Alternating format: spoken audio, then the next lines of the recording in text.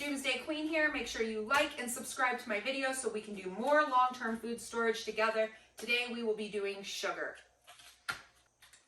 Hi, Doomsday Queen here, and we're going to be talking about long-term food storage of sugar and how to preserve your sugar long-term.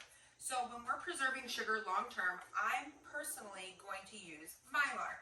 Yes, you can use a food saver. However, I personally love that Mylar is better because it blocks out the light. It is thicker and it can last longer. You can store it in tubs, just the same as a food saver. It's all up to preference. So you can use a food saver to do it. I personally choose to use Mylar. So what you're gonna need is 3 items, and that is it when doing sugar. You're gonna need a 25-pound bag of sugar or a 10-pound bag, whatever you have on hand.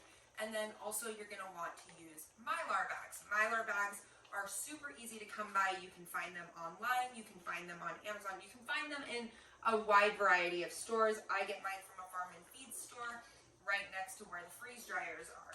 But I'm going to be using quart-sized Mylar bags. And now to start this off, I'm going to show you guys how I do this. What I do is I take a simple Mylar. I'm going to label the Mylar. For instance, I have labeled sugar and the date. And what I'm going to do is open that bag up and fill it with sugar. I've already filled half the bag up. Very simple. And we're going to just finish filling it. And then we're going to squeeze the air from the Mylar bag so that there is little to no air inside of it. Very simple. You can also do this with a food saver. However, my preference is I prefer to do Mylar over using a food saver. Why a lot of people ask is a food saver, the bags are clear.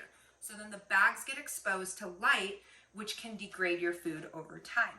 Mylar just stores longer, it stores better. It's just my personal preference.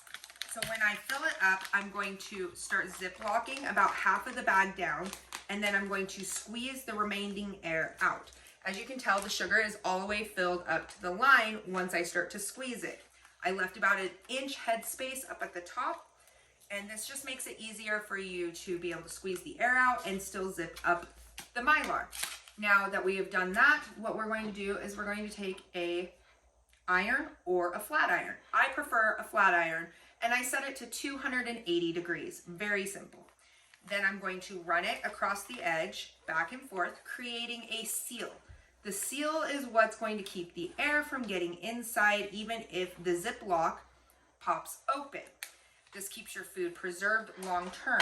Now you can take this kind of sugar and you can store it in totes or you can just store it in buckets. It's up to your preference and how much food storage space you have. Personally, I prefer to keep my sugar inside of 10-gallon totes, and I label the totes.